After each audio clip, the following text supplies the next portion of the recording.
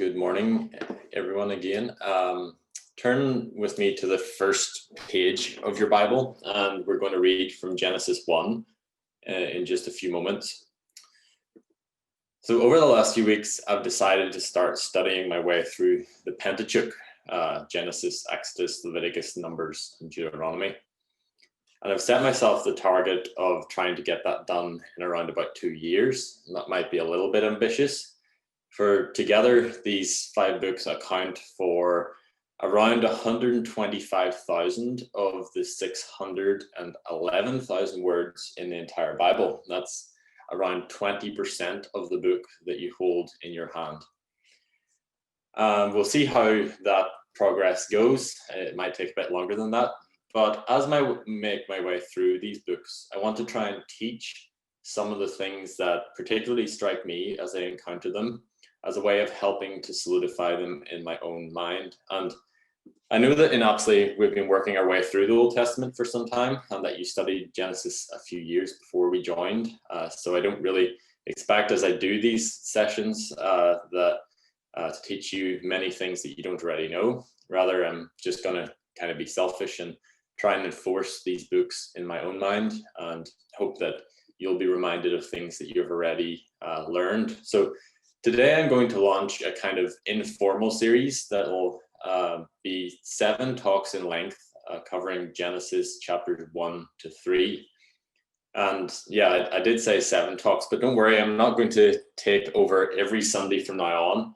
I plan to leave a good gap in between each of them, and it's possible that the series will take the whole of 2021. We'll see how it goes. And you never know, if some of the guys figure out that I've always got a message in my pocket, there might be a few world records for how quickly people get up to the lectern before me or volunteer to do a talk. It might spur some extra activity or something like that. So I've given this little 7-part series the title of God's Perfect Planet, the Blueprint for Life in Our Universe. And if you're watching David Attenborough's brilliant new series, Our Perfect Planet, on the BBC at the moment, you'll know where I got the title from. I've just kind of stolen it from him and adapted it for my own purposes. In this series, I want to spend 6 of the sessions, beginning today, looking at the positive elements of Genesis 1 to 3. And then we'll examine, we'll examine what Genesis 1 to 3 tells us about how God intended our world to function. And to do that, we'll highlight 6 specific themes that are introduced throughout these first 2 creation stories. So let me just say one thing up front for any of you that might be nervous about what I'm going to say in a series on Genesis. My intention is not to try and sort out for you the many popular, controversial questions that surround these chapters. I'm not going to get into any creation debates or try and advance a particular theory of how old the world is or how long the days are or anything like that. Instead, I'm going to try and share what I think the authors of these stories, both human and divine, intended to communicate to God's people throughout salvation history, both to ancient Israel and to the contemporary church today. To do this, we're going to approach the text by looking for these explicit themes that the authors share with us. And as we'll see through the studies, each of these 6 themes will be themes that you will notice that are picked up by later authors of Scripture to explain various truths about God, about our world, or about the kind of people God intends us to be. These chapters are massively formative for the rest of the Bible. And when we've finished the first 6 sessions, I want to round off the mini-series with a single talk in which we examine how the sin of humanity, the events which we refer to as the fall, interacts with each of the positive ideas we've already explored. The first 6 talks then will be almost entirely positive in focus, and the last will cover the negative elements. So let's begin the little series by exploring the first theme that we find in Genesis 1 to 3 under the title Created Order. Created Order. Turn then, if you haven't already, to Genesis 1, and we'll read most of the first chapter together. And I'm going to be reading in the Lexham English Bible translation because it's the one I'm studying from. In the beginning, God created the heavens and the earth. Now the earth was formless and empty, and darkness was over the face of the deep. And the Spirit of God was hovering over the surface of the waters. And God said, "Let there be light." And there was light. And God saw the light, that it was good, and God caused there to be a separation between the light and between the darkness. And God called the light day, and the darkness he called night. And there was evening, and there was morning, the first day. And God said, "Let there be a vaulted dome in the midst of the waters, and let it cause a separation between the waters." So God made the vaulted dome, and he caused a separation between the waters which were under the vaulted dome and between the waters that were over the vaulted dome. And it was so. And God called the vaulted dome heaven, and there was evening and there was morning, a second day. And God said, "Let the waters under heaven be gathered to one place, and let the dry ground appear." And it was so. And God called the dry ground earth, and he called the collection of the waters seas. And God saw that it was good. And God said, "Let the earth produce green plants that will bear seed, fruit trees bearing fruit in which there is seed, according to its kind, on the earth." And it was so. And the earth brought forth green plants bearing seed according to its kind, and trees bearing fruit in which there was seed according to its kind. And God saw that it was good.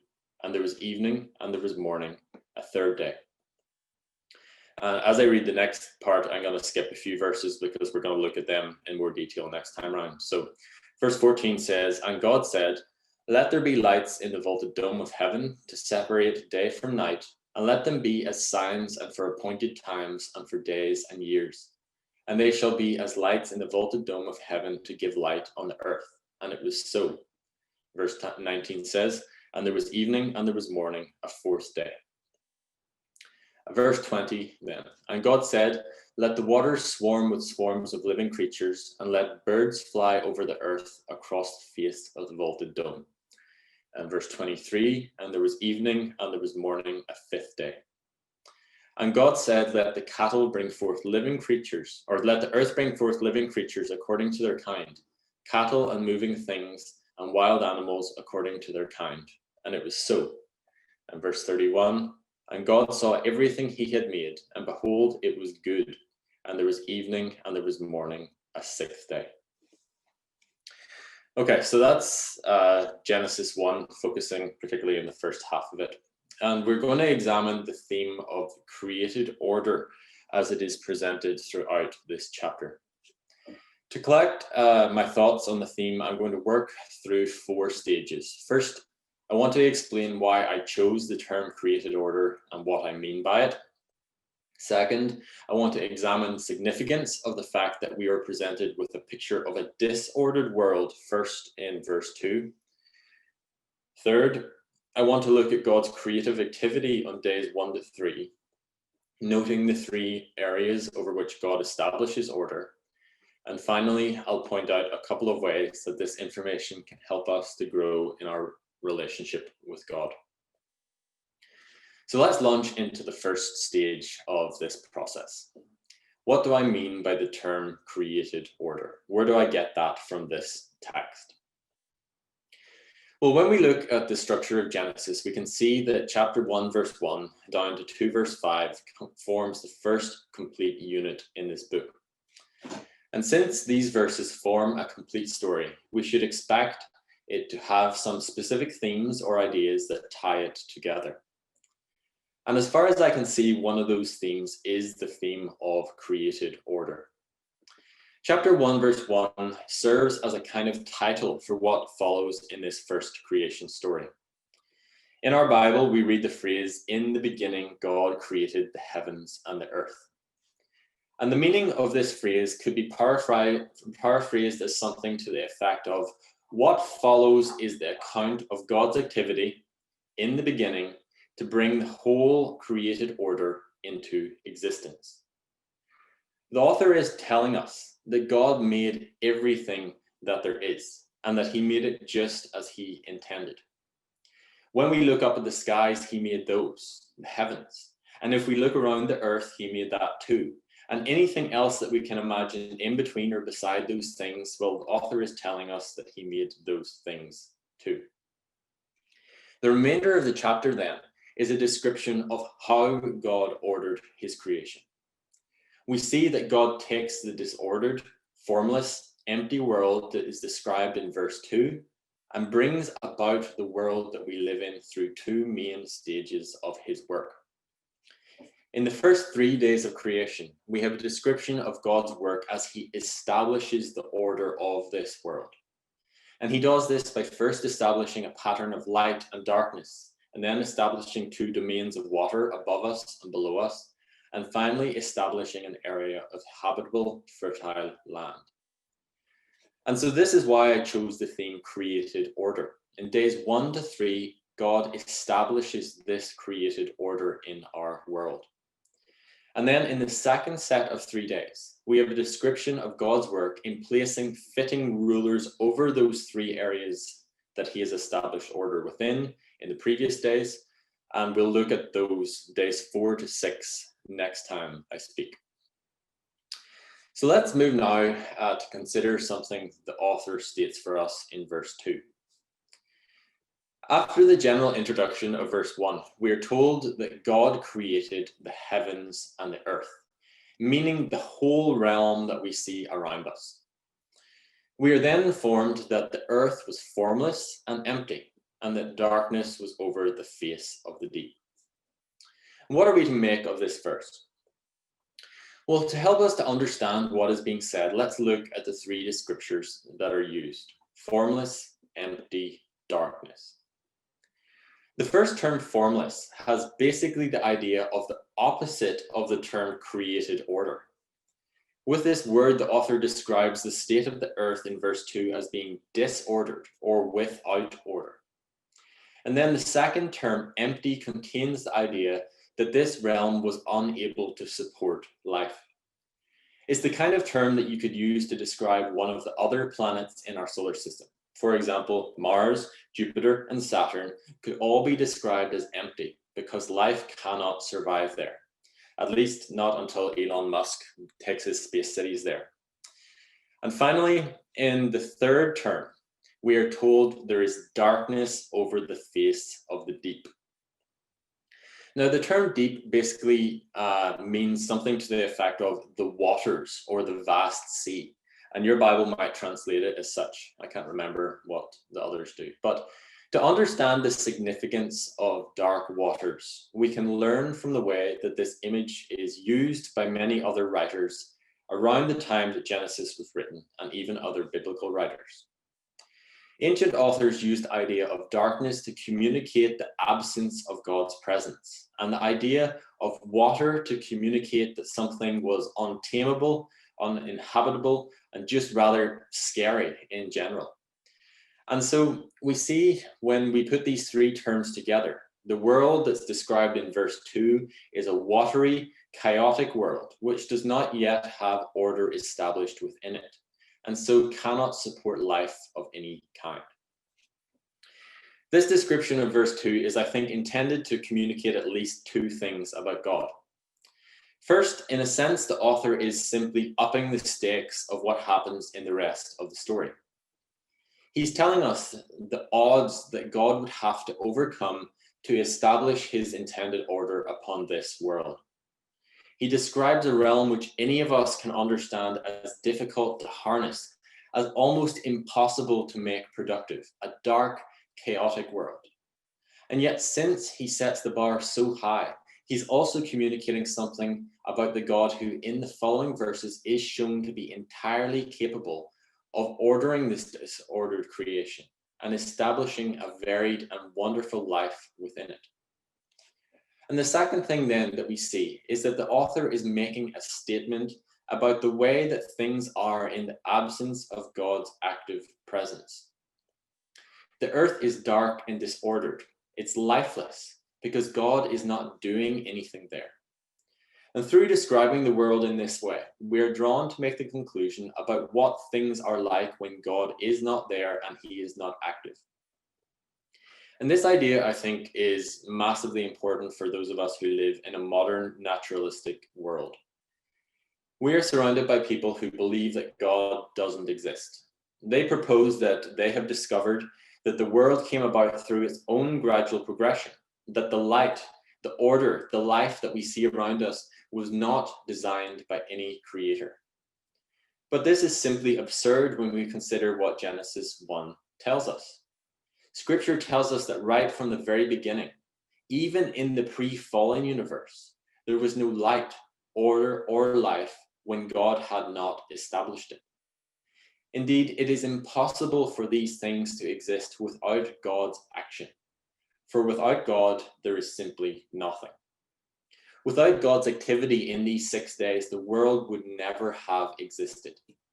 And even if you manage to grant that some elements could form together to create some kind of lifeless, watery planet in verse 2, that's like the one that's described in verse 2, the planet would never have produced the light or order or life that we see in our world on its own. And so we get verse 3 speaking. Into this lifeless, chaotic, watery planet, verse 3 tells us that God spoke. And from that moment forward, things really begin to change. As I noted earlier, the first thing that God does in this sequence of 6 days is establish order within his creation. In days 1, 2, and 3, he establishes order over 3 distinct realms. So let's just look at them one at a time. Day 1 is found in verses 3 to 5, and in it, God establishes the realm of light. Immediately, this imagery suggests that God has made himself present in the world. His presence itself brings the necessary light to split the darkness apart. God has arrived, and now this previously dark, disordered, and lifeless realm is changed instantly. By establishing light and dividing it from the darkness, as the text said, God is also establishing the realm of time. He names the light he has established day and the darkness night, and he sets in motion the rhythm that is described in the end of the first day. There was evening and there was morning. And so right from the very outset, we're confronted with the reality that down to the very core of what we see around us in our world, we are gladly able to acknowledge the wisdom and power of our God, who designed and established absolutely everything in existence. Light itself is designed by God, and it is absolutely vital for everything that we do. I don't think we hardly imagine how much we need light. Right now, you're looking at a screen that is producing an image that is made up of innumerable tiny waves of light traveling at an incomprehensible speed from it into your eye and communicating to you what I'm doing here in my room. For some of you, the pixels that you see themselves might have been communicated from my screen to yours through fiber optic light cables. And all around you, in the areas that are illuminated by natural light, the very fact that you can see your chairs and your walls and each other is because 8 minutes ago, a number of rays of light left the sun and traveled through the darkness of space, dividing it, splitting it apart, and passing through your window to bounce all around the room and let you see what you can see right now. The very possibility of these things were established with the order of light on day 1. And so it is with the reality of time that came with the light. As you glance to your clock, wondering how long it will be until I'm done, you're checking in on something that God established in our world. A sequence of time, of seconds, minutes, hours, days, months, years. It was God who made the movement of things forward possible. It was he who established that the sequence of light passing into darkness and then into light again, the 24-hour sequence we experience each day, would mark the passage of time in our world. And so we see that this initial work of God producing the realm of light through his own presence in the world was necessary for everything that he would do in the following days. We move on then to the second day, found in verses 6 to 8. And on day 2, we see God establishing 2 realms of water by splitting the water that was on the earth and placing some of it above the earth, calling it heavens. Now, this is a little bit of a difficult day to fully understand, but it seems that for a proper understanding of what it's teaching, it's helpful to think through how people who read this thousands of years ago would have thought about the world. They imagine things a little bit differently than we do. We have seen images of outer space flown above the clouds and are aware of the weather cycle from geography in school. And so we don't think of the physical world in the exact way that ancient people do. For earlier writers, the fact that the sea and the sky had the same color and that occasionally water fell from that sky as rain suggested to them that the blue sky above was equivalent to another large body of water from which rain came. And I think that's what the text here is communicating to us. The establishment of one body of water above and another below in the seas. Now, that picture isn't so much scientific, but even though that's the case, it does communicate to us the same experience that we have in our world today. We know that there is water in the sea around us. We can see that bit quite clearly. But we also know a little bit more about the origin of rain, not from a sea above as described here, but from the weather systems that cause clouds to form through evaporation. But the imagery is the same for us, water below and water above. Day 2 then, as far as I can see, is God's work to establish the order of weather systems through the splitting of water below the water, from the water below into the water above. And further on day 2, we see that God is ordering his creation so that the water that was previously described as unruly and chaotic in verse 2 can now be harnessed by God to bring about the possibility of life on this planet. Without what happens on day 2 and the establishment of weather systems with the new possibility of rain, the world would remain lifeless. The splitting of water into the realm below and the realm above establishes the availability and constant supply of one of the vital elements that is necessary to produce both plant and animal life in the later days.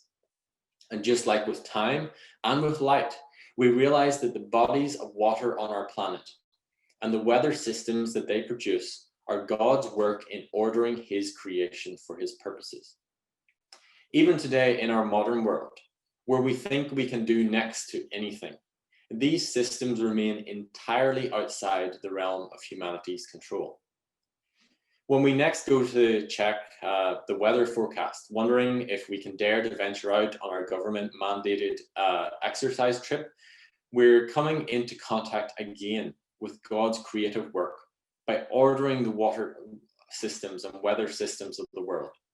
And as we do so, we realize that as we see what it says there, humanity has no control over those elements, but God does. We know something about him. He has control over these things.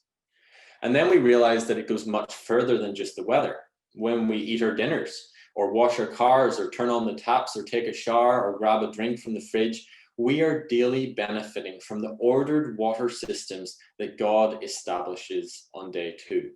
Without this cycle, once again, we see that without this cycle, nothing would be possible. And once again, we see that the initial work of God producing the realm of ordered water and the weather that it brings about is absolutely necessary for what he does on the following days. God's final act of ordering the realm described in verse 2 comes in day 3. And we read about this in verses 9 to 13. Here God does 2 main things. First, he brings dry land out of the sea. And second, he causes the dry land to begin producing plant life and fruit trees, which reproduce after their own kind. And this is the climax of the first phase of God's work. The order he establishes on this day becomes the stage for everything that happens in the rest of the book of Genesis, and indeed the whole of human history. In God's work on this day, he further combats the disorder and lifelessness of the earth in verse 2. He brings order by once again showing his power over the chaotic sea, by peeling it back with ease, and establishing dry land in its place. Dry land, in comparison to the chaotic waters, is a stable place where things can be made to last and life can take root without worrying about things moving about all the time. And God begins the process of combating the empty lifelessness of the world that makes it like the other planets in the solar system. And he does this by setting up ecological systems of our world, which produce the possibility of feeding and supporting more complex life forms God has in mind to rule over these realms. It's hard to overstate how formative this creative act continues to be in our own lives. I'm sitting here at a desk that I bought last week, and it's made from wood, which grew itself from the ground, a little seed, as a tree. You know, I'm breathing oxygen that was produced by some plants out there. I don't know what ones, but you know, it happened. Down in the fridge, I have an apple that was produced and grown on a tree that came from a tiny apple seed, and it itself could produce more apple trees after its own kind. I live in a house that sits on solid ground, and I'm very thankful for that, with a garden that supports itself through complex biological processes, which is very helpful for someone like me that doesn't know how to garden to save my life. And all of those things are part of the order established on day 3. Even more of this will be evident when I go for a walk through nature later on. I'm going to observe a dizzying variety of trees and moss and bushes and flowers that make up just a tiny fraction of the variety of things found all over the world that God has designed. And even as I drive, that will be possible because my car is fueled by decomposed vegetation that has been processed into fuel. And I'll enjoy the stability of roads that are built on ground that is not subject to the chaotic, constant moving of the sea. All of this is part of the order established on day 3. And all of it is absolutely necessary for the next step of God's work in filling these 3 ordered realms with fitting rulers. But we'll get to what that means next time. And so as I come to the end of my considerations on this first idea that we're confronted with in Genesis of ordered, or the created order, we are exposed to the idea of a God who is powerful enough to overcome the darkness and chaos of a disordered world, and by his powerful presence alone, to bring about the created order around us, an order of light, of water, and of dry, life-filled land. But how does that change us as people? Well, let me just suggest 2 quick things to you here. I'm sure there's many more. First, Jim Crooks once said to me that one thing he had noticed that many Christians in our culture lack is a sense of gratitude. And that if we could just recapture gratitude, a deep, pervasive gratitude, we would be well on our way to combating the melancholy and hopelessness that many of us feel day by day. When he said that, he didn't really explain what he meant. He left me to think it over myself. But over time, I've tried to put some of what he said into practice.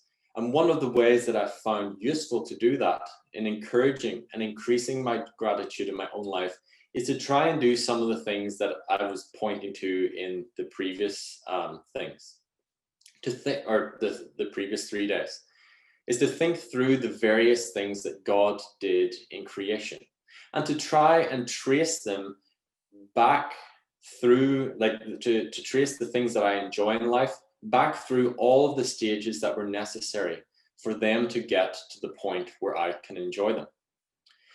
I tried to show a little bit of that in each section above, but I would encourage you to try it out for yourself this week, whether it be the coffee that you put on to brew in the morning, or the broccoli you put on the table for dinner, or the jumper that you're wearing to keep you warm, or any of the other things that are around us. You could literally pick any of them and think through the ways that God's establishment of a stable order of light, of weather, of dry, life-producing land has made it possible for that thing to be in your life and to bless you the way that it is.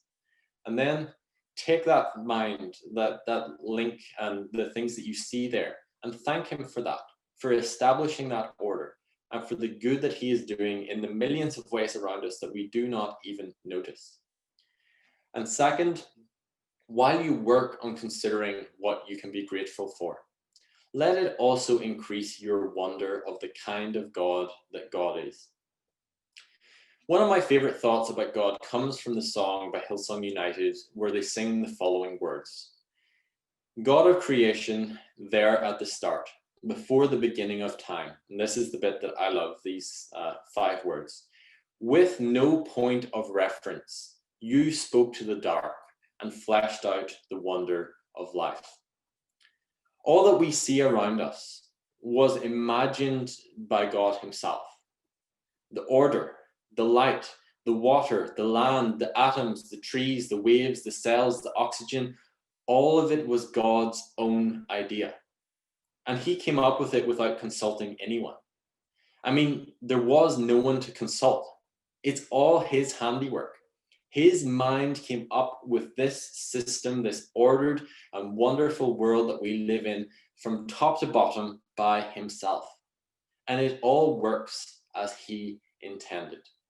So let us increase in our wonder as we see the wisdom and power of our precious Creator God all around us each day. And to quote that song that I was quoting from again, if creation sings your praises, so will I. Thanks. That's all I have.